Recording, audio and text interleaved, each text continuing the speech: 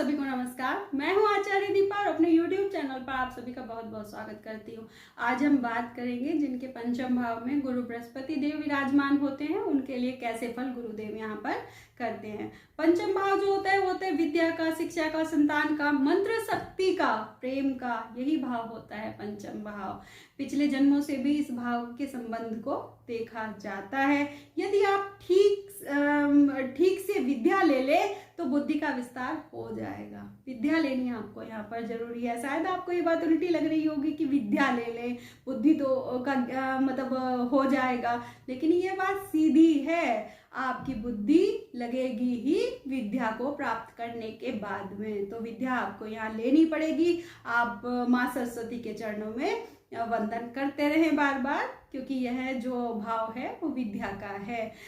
हुनर आप में है कि इसकी कोई दो राय नहीं है, लेकिन आपको ये लगेगा कि जो हुनर उसे पढ़ने के बाद नहीं आया वो हुनर तो मुझ में अभी है, लेकिन यहाँ एक पेपर की, एक डिग्री की बहुत ज़रूरत होती है। तो उस डिग्री को लेने से पीछे ना हटे, डिग्री पूरी आप अपनी जरूर करें। तो विद्या यहाँ आपको अपनी पूरी कर लेनी चाहिए। आपको किसी भी हाल में पढ़ाई पूरी कर लेनी चाहिए, बल्कि ज्ञान के ग्रह हैं, आपका पूरा सहयोग करेंगे, पर कोशिश तो आपको ही करनी है। आपके प्रेम संबंध थोड़े से कम होते हैं, कई बार तो होते ही नहीं है। इसका मतलब ये नहीं है कि प्यार होता नहीं है, आपके जीवन में प्यार होता है, लेकिन थोड़ा कम होता है। इसका कारण क्या है? क्योंकि आप अपने काम धंधे में, अपने करियर को बनाने में लगे रहते हैं, काफ़ी व्यस्त रहते हैं। तो जो अपना समय होता है वो इन चीज़ों के लिए आप रखते ही नहीं है कि मुझे प्रेम की तरफ जाना है। यही प्रॉब्लम आपके जीवन साथी को भी आपसे रहती है। कहीं ना कहीं आपकी पर्सनल लाइफ में भी प्रॉब्लम देखी जाती है कि आप उन्हें भी समय नहीं देते हैं ठीक से। जिनके पंचम भाव में गुरु होते हैं ना, थोड़े से सेल्फ सेंटर्ड होते हैं, अपने आप में ध्यान ज़्यादा देते हैं। जो उन्हें सही लगता है वो अधिकतर वही करते हैं। आप सोचते हैं मैं तो सही कर रहा हूँ तो मैं सही हूँगा, ऐसा नहीं होता है। दूसरों को आपसे कुछ एक्सपेक्टेशन होती है, मतलब एक्सपेक्टेशन पर आपको खरा उतरना चाहिए, क्योंकि आपकी फैमिली, आपकी संतान आपसे कुछ उम्मीदें रखती हैं। ज्ञान का अहंकार आप में आ सकता है, बस आना नहीं चाहिए, इस बात का ध्यान आपको रखना है। आपकी संतान काफ़ी संस्कारी एवं उच्च पद को प्राप्त करने वाली होती है। खासकर जो आपकी पुत्री संतान होती है, जो आपकी बेटियां होती हैं, वो आपका नाम बहुत रोशन करती हैं। पुत्र से आपको सहयोग और मान सम्मान थोड़ा सा यहाँ कम ही मिलता है, ये कष्ट देते हैं आपको थोड़ा सा, जिनके पंचम में गुरु होते हैं। पर आप हैं कि पुत्र के मुंह में धृतराष्ट्र बन जाते हैं कई बार। सही गलत का ज्ञान उसे मतलब ना देने के बजाय उसको सेटल करने में आप लगे रहते हैं।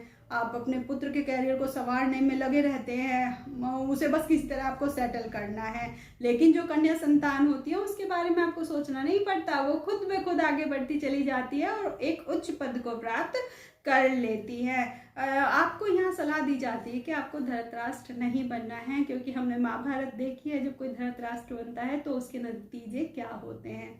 तो आपको अपने बड़ों का सम्मान तो आप खैर खूब करते हैं, क्योंकि वो संस्कार आप में यहाँ गुरु बृहस्पति देव पूरे कूट कूट कर भर देते हैं। तो आप अपने बड़ों का सम्मान करते हैं, धर्म कर्म के कार्य करने वाले आप होते हैं, लेकिन फिर भी कर्म जितने अच्छे करते हैं उसका फल आपको, जैसे अगर आप 100% करते हैं तो उनका जो फल होता है वो आपको 75% ही यहाँ पर मिलता है। आपको अवसरों की कमी नहीं रहती है जीवन में, काफी मौके आपको मिलते हैं। अगर एक व्यवसाय या जॉब में परेशानी हुई तो गुरु बृहस्पति देव यहाँ दूसरा रास्ता एकदम से आपके लिए खोल देते हैं, ये आपके लिए बहुत अच्छी बात है। आप अपनी सेहत का थोड़ा सा ध्यान ज़्यादा रखिए, आपको यहाँ रखना चाहिए थोड़ा सा ध्यान, क्योंकि अचानक से एक बड़ी समस्या उत्पन्न हो सकती है, उसे संभालने में फिर आपके पसीने छूट जाएंगे। तो इसलिए पहले से ही अपनी सेहत पर थोड़ा सा ध्यान आप बना रखिए। आपको छोटी छोटी जो भी प्रॉब्लम्स होती हैं उनको आप समय से वहाँ पर निपटा लीजिए। आप किसी के कहने से mutual fund, stock market, banking में पैसा ना लगाएं। मैं ऐसा बिल्कुल नहीं कह रही हूँ कि आप ना लगाएं, लेकिन आप लगाएं। पंचम के गुरु आपको ये कहते हैं आप पहले सीख लें, उस चीज की नॉलेज ले लें, तो आप उसके बाद लगाएं। पंचम के गुरु आपको एक आशीर्वाद आपके ऊपर हमेशा बना के रखते हैं। आप जॉब में हो, बिजनेस में हो, आपको प्रमोशंस बहुत अच्छे देते हैं। यदि आप जॉब में हो बहुत जल्दी जल्दी प्रमोशन देते हैं, यदि आप बिजनेस में हैं तो आपको बढ़ोतरी भी बहुत अच्छी देते हैं। आप अपने पास कैश कम रखें, आपको कभी भी ये नहीं सोचना चाहिए मैं घर में बहुत सारा कैश जमा कर लूँ। कैश थोड़ा सा अपने घर में कम रखिए, अपने पैसे को इन्वेस्ट करते रहिए किसी न किसी व्यवसाय में। आप लोगों को हमेशा ही ज्ञान बांटते नजर आते हैं। आपको अच्छा लगता है ज्ञान की बातें करना, ज्ञान बांटना आपको हमेशा अच्छा लगता है। लोगों को आपकी जो संगत होती है वो भी बहुत अच्छी लगती है। लोग आपके साथ हमेशा खुश रहते हैं, मतलब क्योंकि आपकी जो पर्सनैलिटी है वो बहुत समझदार और ज्ञानवान इंसान की है, तो लोगों को आपकी संगत बहुत अच्छी लगती भी है। आप अपने मतलब अपने नहीं बल्कि किसी के भी बच्चों को आप शास्त्रों का ज्ञान बांटते हुए नजर आते हैं, क्योंकि ये आप में बसा हुआ है। जो हमारे शास्त्र हैं, धर्म कर्म के काम हैं, ये आपके अंदर बसे हुए हैं, तो ये ऐसा ज्ञान आप लोगों को बांटते हुए नजर आते हैं। आप क्या करते हैं अपने जीवन में आने वाली चुनौतियों को या जो आपके कॉम्पिटिटर्स हैं उनको थोड़ा सा कम आंक लेते हैं। आप ये समझते हैं ठीक है जो चल रहा है ठीक है, जो होगा वो ठीक होगा, एक रिलैक्सेशन मोड में आप चले जाते हैं। लेकिन ऐसा नहीं है, एक्टिव रहना है आपको। ठीक है, माना कि आपकी ये जो सोच है वो बहुत अच्छी है, आप इस सोच के साथ आगे बढ़ते हैं, लेकिन सामने वाला ऐसा नहीं है, वो तो हमेशा तैयार बैठा है कि कैसे आपकी काट की जाए। तो आपको यहाँ क्या करना है, आपको अपनी चुनौतियों को चुनौतियां ही समझना है। जो आपके कॉम्पिटिटर्स हैं उनको हमेशा उनके लिए तैयार आपको यहाँ पर रहना है। आप एक जो रिलैक्सेशन लेकर चलते हैं ना, उसको कहीं ना कहीं ठीक है रिलैक्सेशन लेकर चलना है, लेकिन थोड़ा सा एक्टिव होकर लेकर चलना है। तो यदि आपको मेरा वीडियो अच्छा लगा हो तो प्लीज़ चैनल को सब्सक्राइब कर दीजिएगा और वीडियो को लाइक कर दीजिएगा।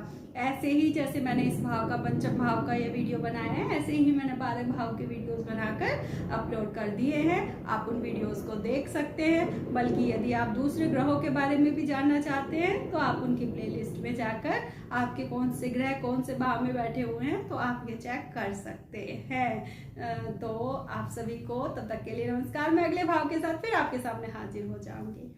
प्रणाम।